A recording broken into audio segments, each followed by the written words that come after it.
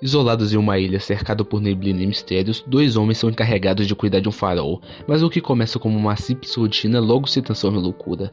Entre o som incessante das gaivotas, o álcool e segredos que nunca deveriam vir à tona, esse filme é um mergulho psicológico intenso, onde realidade e delírio se confundem. Oi, eu sou Lopan e hoje eu vou falar do filme O Farol.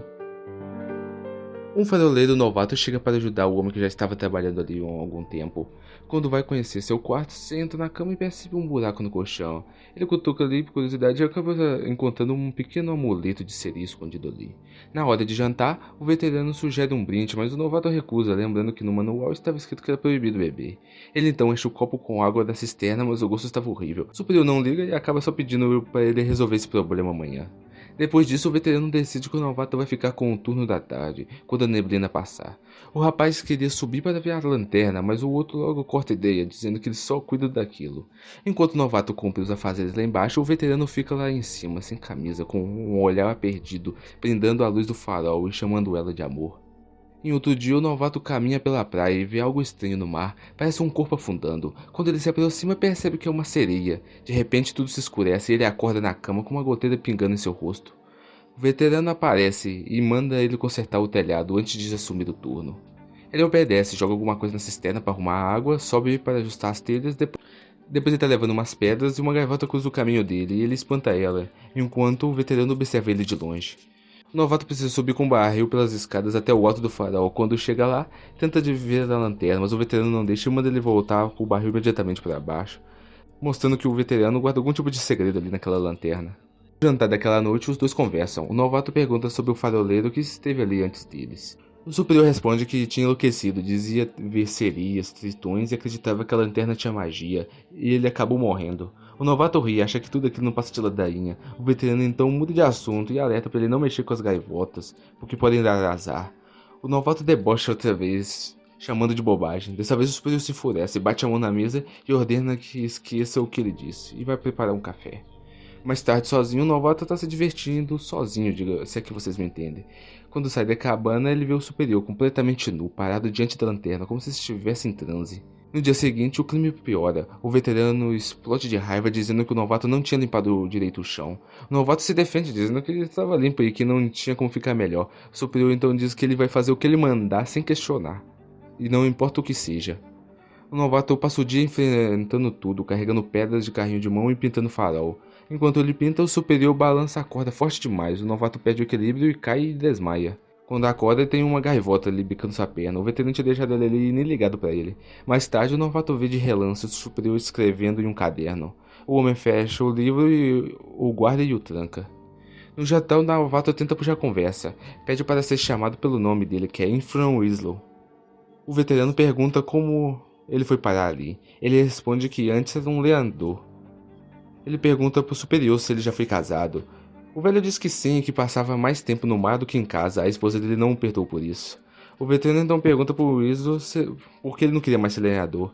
E o Winslow diz que se cansou daquela vida e que agora é faroleiro porque paga melhor. O Winslow pergunta por que mata gaivotas dá azar. O superior diz que elas guardam as almas dos marinheiros que encontraram Deus. Ele pergunta pro Winslow se ele reza. O Winslow responde que não muito, mas que ele acredita em Deus. No outro dia, o Winslow trabalha sem descanso. Quando chega a hora de dormir, não consegue. Inquieto, ele decide subir até a lanterna. Lá em cima, ele vê o superior diante da luz, parecendo se masturbar. O Winslow continua olhando e vê tentáculos se mexendo ao redor da lanterna. O Winslow vai beber água, mas ela vem suja. Ele vai ver a cisterna e vê que ela está cheia de gaivotas mortas. Uma se aproxima dele e ataca ele e ele acaba matando ela. Durante o trabalho, o superior comenta que o tempo está mudando. O Winslow responde finalmente. O superior avisa então para o Winslow não ficar de mau humor, já que no dia seguinte ele irá embora. À noite no jantar eles brindam. O Winslow pela primeira vez acaba bebendo algo alcoólico. Os dois ficam bêbados, cantam juntos e depois tem uma conversa descontraída. O superior disse que em algum farol o Winslow poderá cuidar sozinho da luz. O Winslow pergunta por que ele nunca deixou ele fazer isso ali mesmo.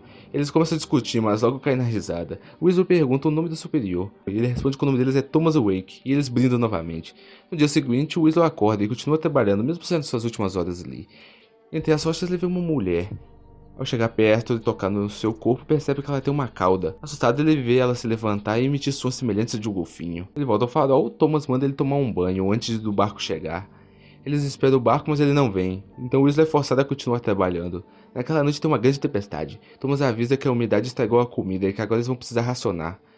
Weasley diz que o bote com suprimentos deve ter passado sem que eles vissem, mas ele pode pescar. Thomas disse então que o bote já passou há semanas, e tem semanas que ele pede para ele racionar, e tem semanas que o Weasley diz que vai pescar. O Weasley então insiste que o barco virá buscá-lo. Thomas lembra que, se sobreviver, ele vem buscar, já que teve uma vez que o homem ficou preso 6 meses na ilha. O Thomas então vai até de fora do farol e chama o Weasley para cavar, e eles pegam uma caixa que estava enterrada com suprimentos. Mais tarde, bêbado, o Weasley reclama que Thomas é tão chato quanto seu antigo chefe, chamado Weasley.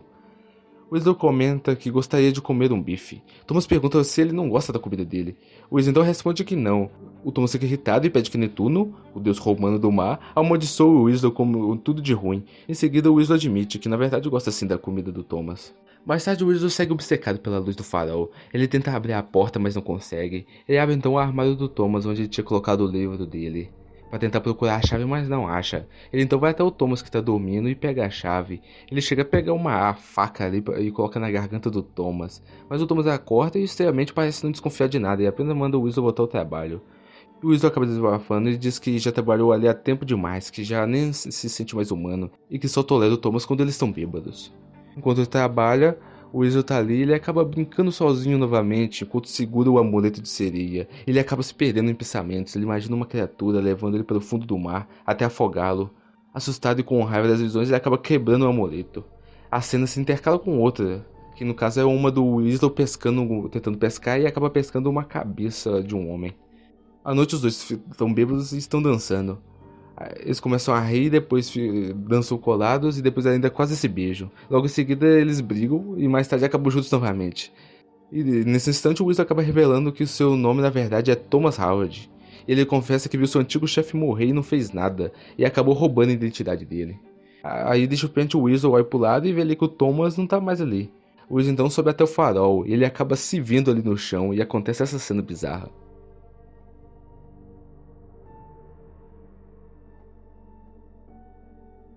Ele fica desesperado e tenta fugir da ilha num barco, mas o Thomas o persegue com um machado. O Weasley então corre e diz que sabe da verdade, que o Thomas matou seu antigo ajudante e que ele ficou louco por causa daquele amuleto de sereia. O Thomas diz que o Weasley que tá louco, e é que o Weasley que tá correndo atrás dele com o machado, e que deve saber nem há quanto tempo eles estão ali, nem onde estão, e talvez nem sabe quem ele realmente é, e que talvez tudo aquilo seja coisa da cabeça do Weasley. O Weasley fica exausto e se senta e pede para beber. O Thomas responde que não tem mais nenhuma bebida, então os dois se juntam e acabam fazendo uma bebida com querosene e mel. Eles bebem e se divertem, mas a tempestade aumenta e o mar acaba invadindo o farol e destruindo tudo. No meio dos destroços ali, o Weasley acaba encontrando o livro que o Thomas estava escrevendo antes. Ele lê e fica bravo, vai até o Thomas e chama ele de mentiroso. E no livro estava escrito várias críticas para o Weasley e até pedia que o Weasley no final não recebesse o pagamento. Mesmo assim, ele pede para ver a luz do farol. Thomas se recusa e o Weasley o chama de egoísta, mas Thomas retruca dizendo que o Weasley só se finge de durão e que ele não é na verdade. Ele ainda diz que o Weasley vai matá-lo como fez com a gaivota e é que por isso que todas essas desgraças estão acontecendo. Os dois começam a brigar, o Weasley derruba Thomas no chão e no meu delírio ele enxerga seu antigo chefe e depois uma sereia, e no momento que vai beijá-la, o rosto dela se transforma de novo no Thomas e cercado por tentáculos. Ele golpeia com vários socos, até tudo voltar ao normal. O Weasley obriga Thomas então a latir como se fosse um cachorro, e em seguida o leva até um buraco. Manda que ele entre e começa a enterrá-lo vivo, dizendo que só quer ver a luz. O Weasley então pega a chave. Mas quando ele vai ao farol, o Thomas surge e crava um machado no seu braço. O Weasley consegue nocautear o velho e o mata com seu próprio machado. Ele então sobe até o topo da torre. E ali na luz a porta se abre, como se fossem janelas. O Weasley olha ali fascinado. Ele coloca a mão e parece sentir algum tipo de prazer, mas ele acaba como se estivesse tomando uma espécie de curto-circuito e acaba caindo dali. Ele acaba morrendo e seu corpo acaba no final comido por gaivotas, e assim termina o filme. Agora eu vou falar de algumas teorias sobre o filme. A primeira é que o Thomas e o Weasley seriam a mesma pessoa, tanto pelo nome igual quanto pela perna machucada. Isso é algo que eu nunca coloquei no roteiro porque eu não achei muito relevante, mas o Thomas tem uma perna ferida e o Weasley acaba machucando a perna também depois de cair do farol. A segunda teoria se liga com a primeira, que é que os dois são realmente a mesma pessoa e estão presos no purgatório. Isso porque o que o Thomas mais odeia é ele mesmo, e esse seria seu castigo. A terceira teoria tem relação com Lovecraft. Os dois personagens buscam a luz obsessivamente e isso os leva à loucura, assim como acontece nas histórias Lovecraftianas, em que o conhecimento e os deuses trazem insanidade. A quarta não chega a ser uma teoria, mas sim uma curiosidade. Thomas e Weasley têm inspirações em dois deuses gregos. Thomas representa Proteu, porque é instável, muda de forma e em alguns momentos parece prever o futuro, assim como o próprio Proteu. Já Wilson representa Prometeu, que deu fogo aos humanos e foi condenado a ficar acorrentado enquanto uma águia devorava seu fígado todos os dias. Enquanto a punição lembra o final do Weasley, com as gaivotas comendo ele. Eu espero que vocês tenham gostado do vídeo. Se curtiu, deixa o like, se inscreve aí, comenta alguma coisa também para fortalecer e até uma próxima.